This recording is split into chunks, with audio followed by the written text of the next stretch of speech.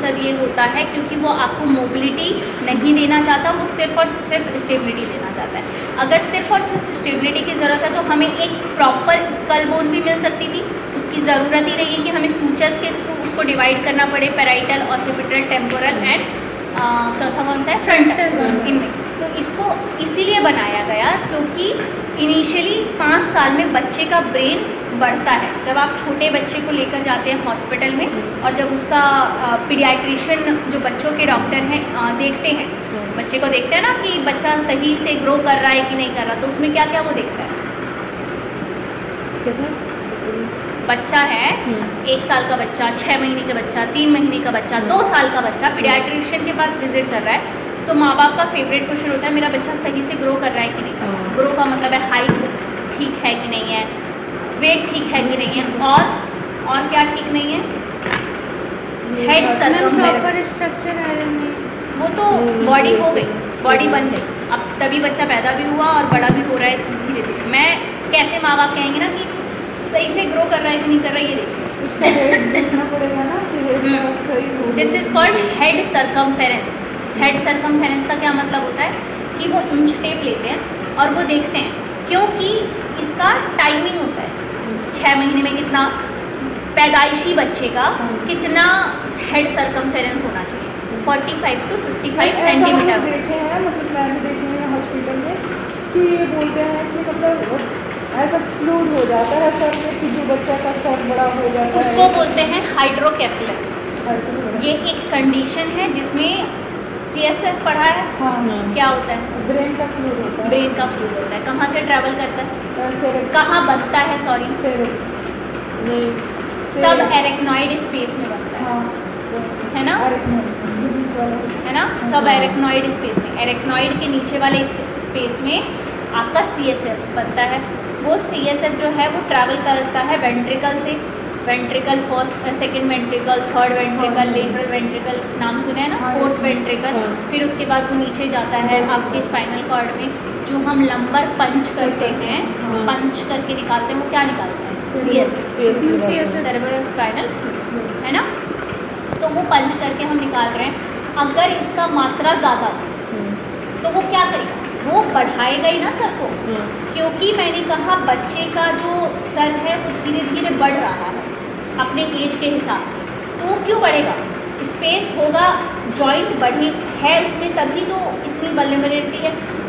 एक पैदाइशी बच्चे का 0 डे का बच्चा है जिस पैदा हुआ है, उसका जो हेड सर्कमफेरेंस होता है 45 to 55 सेंटीमीटर।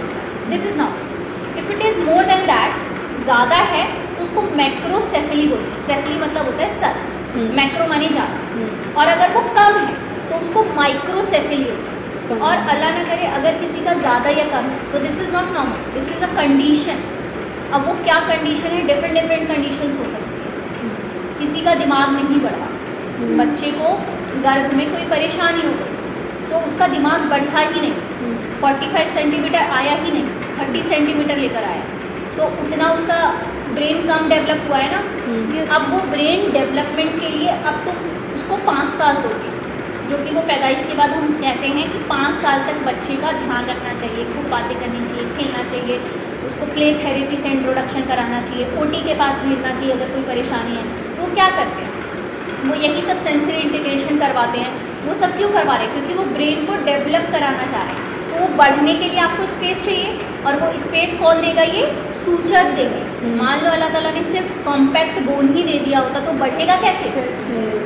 इसीलिए ऊपर वाले ने आपको ये सूचर्स दिए कि 5 से 8 से 10 साल के बाद ये मतलब अब स्पेस नहीं, मेरा सर अब बढ़ता है, लेकिन मैं बच्ची थी तो मेरा सर इतना था, फिर धीरे धीरे धीरे धीरे धीरे करके एक वक्त आया जब वो इतना हो गया। अब मैं 50 साल की भी हो जाऊंगी तो भी मेरा सर इतने का ही रहेगा, इससे बढ़ा नहीं, बढ़ेगा नहीं।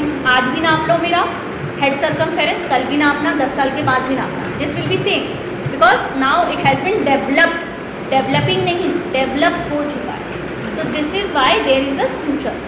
तो ये सूचर्स के लिए हम लोग कहते हैं, और इसमें मूवमेंट की ज़रूरत नहीं। मेरे को क्या ज़रूरत है कि मैं वॉलंटरी मूवमेंट करूँ? This is involuntary movement.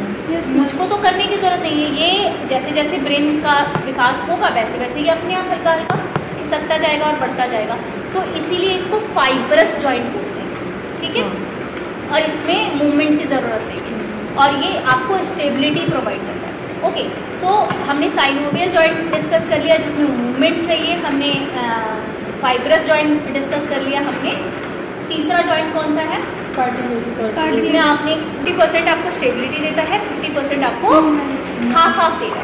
उधर वो ज़्यादा था, 90-10 का था, इधर भी 90-10 का था, और ये 50-50 आपको दे रहा है, तो इसीलिए इसको हम कार्टिलेज सॉकेट जॉइंट। एग्जाम्पल आपका आ गया ह्यूमरस, शोल्डर जॉइंट और हिप जॉइंट।